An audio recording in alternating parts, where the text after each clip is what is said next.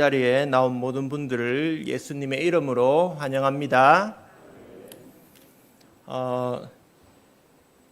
지난주에 유치부에서 함께 나눈 말씀이 오늘 이 열왕기 하의 말씀, 엘리사 선지자의 사환 청년의 이야기였습니다. 이 말씀을 나누는 가운데 하나님께서 감동을 주셔서 오늘 오후 말씀으로 본문으로 준비하게 되었습니다. 오늘 본문 말씀에서는 자신을 둘러싼 바뀌지 않는 환경, 암담한 현실을 마주한 사환이 등장합니다. 청년이 나옵니다. 이 사환을 볼 때 우리는 마치 우리의 이야기를 듣는 것과 같을 때가 있습니다. 제가 2019년에 학교를 다닐 때 그 상담학을 전공하다 보니까 우울증에 대해서 레포트를 쓰게 된 적이 있습니다. 그래서 제가 정했던 주제가 대한민국 20대 청년들의 우울증입니다.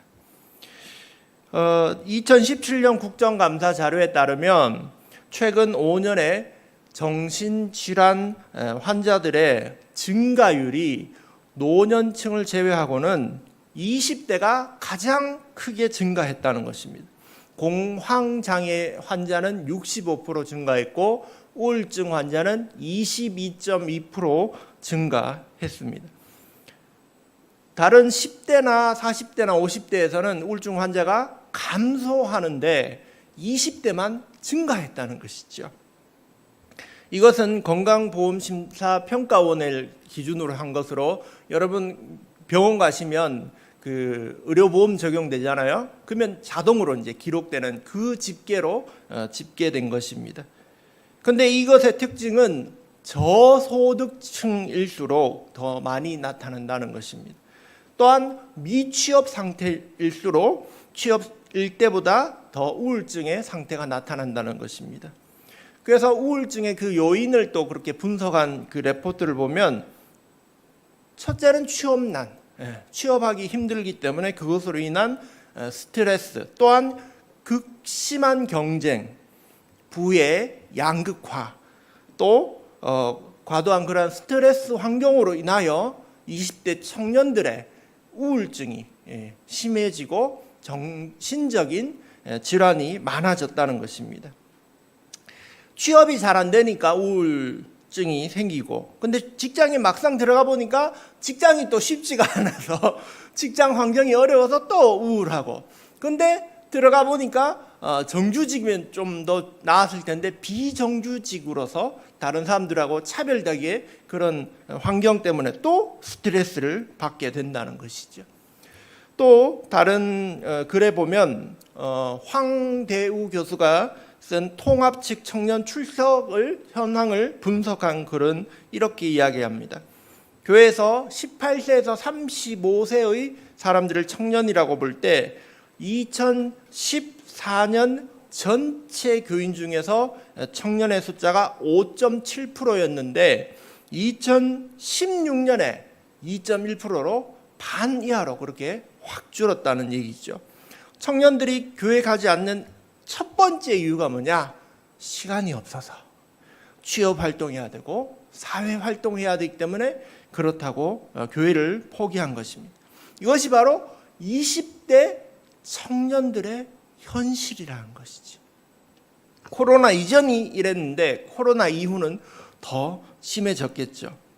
이러한 우리가 겪고 있는 현실, 실제 상황은 이 오늘 하나님의 사람 엘리사의 사환, 이 청년이 겪고 있는 그 상황과 비슷하다는 것입니다. 그 청년은 사방으로 둘러싼 그 군대를 보고 암담함을 느꼈던 것입니다. 어떻게 할 것인가? 사면 초과의 상황. 과연 그러면 어떻게 할 것인가? 그것을 오늘 우리 본문을 통해 함께 나누어 보고자 합니다.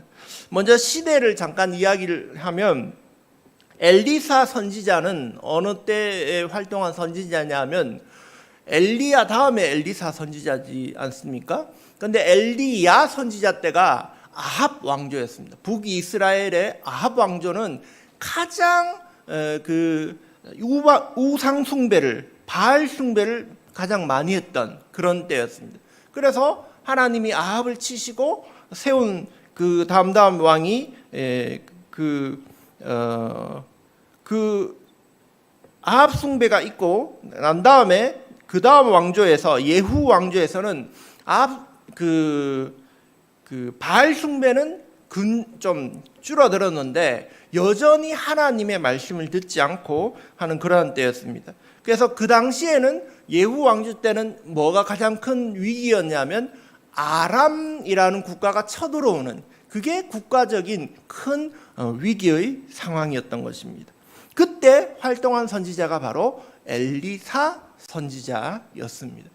이 엘리사 선지자는 그런데 하나님께서 어떤 일을 하게 해주셨냐면 아람 군대가 쳐들어오면 이쪽 길로 아람 군대가 쳐들어온다고 이스라엘 왕에게 알려주는 겁니다. 이쪽으로 군사가 온다. 그러면 그쪽 길을 막고 있고 또 저쪽으로 쳐들어오면 저쪽으로 온다. 이거를 엘리사가 군사적으로 작전을 짜는 거를 하나님의 그 말씀을 듣고 다 알려줘서 그걸 다 막아낼 수 있게 도와줬던 것이지요. 그래서 아람 왕은 왜 우리가 자꾸 실패하지? 왜 이스라엘 쳐들어가려고 하는데 안 되냐? 했더니 주변에서 얘기합니다. 이스라엘에는 하나님의 사람이 있어서 우리가 쳐들어가는 걸 알려준답니다. 그래, 그러면 그 하나님의 사람을 잡아봐라. 이제 이렇게 된 것이죠. 그래서 아람 군대가 엘리사가 있는 동네만 찾아와서 뺑 둘러싸고 군대가 포위한 그러한 일이 일어난 것입니다. 아침에 일어난 엘리사의 사환, 심부름꾼 청년은 창밖을 봤습니다. 근데 군사와 말과 병거들이 그 마을을, 성읍을 에워싸고 있었던 것입니다. 그것을 보고 그는 절망했던 것입니다. 큰일 났다. 아람 군대가 우리를 잡으러 왔구나. 어떻게 해야 되는가? 절망했을 때 우리가 해야 되는 첫 번째는 뭐냐? 15절에 보시면 그는 하나님의 사람의 사환으로서 그가 엘리사를 찾아가게 되었습니다. 엘리사에게 가서 이렇게 얘기하죠. 내 주여, 우리가 어찌하리까? 현실이 암담합니다. 사면초가입니다. 적이 둘러싸고 있어서 꼼짝할 수 없는 상황이었습니다. 근데 절망한 사환이 찾아간 곳은 혼자 절망한 게 아니라 하나님의 사람을 찾아갔다는 것입니다. 이것이 중요합니다. 우리가 절망할 때 혼자 절망하지 말고, 혼자 낙심하지 말고 어디로 가야 되느냐? 하나님의 사람들이 있는 곳으로 가야 됩니다. 교회로 가야 되는 것입니다. 그가 만약 혼자 이런 일을 당했다면 끝내 해결책을 찾지 못했을 것입니다. 절망하고 있는 사환에게 엘리사는 말합니다. 16절에 두려워하지 말라. 우리와 함께한 자가 그들과 함께한 자보다 많으니라. 옛날 전쟁에서 중요한 게 뭡니까? 사람의 숫자입니다. 우리는 100명이 있고 저기는 150명이 있다. 그러면 우리가 이기기 힘들겠구나. 숫자만 보고 그 전쟁의 승패가 이미 판결 나는 것입니다. 그런데 엘리사가 뭐라고 얘기하냐면 우리와 함께한 자들이 지금 우리를 둘러싸고 있는 저 자들보다 훨씬 더 많다. 그러니까 두려워하지 말라고 얘기하는 것입니다. 우리는 절망의 때에 이런 사람을 만나야 됩니다. 하나님의 사람. 이 하나님의 사람들을 만나고 우리가 할 때 그 절망을 벗어날 수 있는 것입니다. 현실을 보지 않고 현실을 뛰어넘는 그런 사람들을 만나야 합니다. 두 번째로 이 엘리사의 사환에게 하나님의 사람은, 엘리사는 뭘 해줍니까? 기도를 해줍니다. 하나님, 여호와여 원컨대 그의 눈을 열어 보게 하옵소서. 이렇게 말합니다. 이것이 매우 중요합니다. 절망의 때에 혼자 고통받을 수 있겠죠. 그러나 우리가 하나님의 사람을 만나면 뭐합니까? 기도합니다. 우리가 교회에 모여서 뭐합니까? 기도하지 않습니까? 절망하고 있는 사람, 현실이 암담한 사람을 위해서 우리가 그들을 위하여 기도하는 것입니다. 여러분 기억하십시오. 여러분의 상황이 암담하고 절망에 빠져 있다면 지금도 여러분을 위하여 기도하는 사람이 있다는 것을 기억하시기 바랍니다. 제가 청년부 때 20대 초반 때 기도 수첩을 가지고 있었어요. 그래서 기도 수첩에 청년부 나온 사람들 이름을 적고 동기들 이름을 적고 한 번씩 그렇게 이제 기도를 했어요. 근데 어느 날 보니까 한 청년이 교회에 나오지 않는 거예요. 그래도 기도했어요. 1년 동안 기도했어요. 근데 1년 뒤에 그 청년이 나왔어요. 그래서 제가 얘기했어요. 얘야, 내가 너를 위해 기도했다. 그랬더니 정말로 나를 위해서 기도했냐고, 너무 고맙다고 그렇게 말하는 거예요. 근데 반대로 저도 그런 경험이 있었습니다. 사람들이 제게 와서 목사님, 제가 목사님 위해서 기도하고 있습니다. 이렇게 얘기하시는 거예요. 그 얘기를 들으면 저도 마음에 큰 위로를 얻게 됩니다.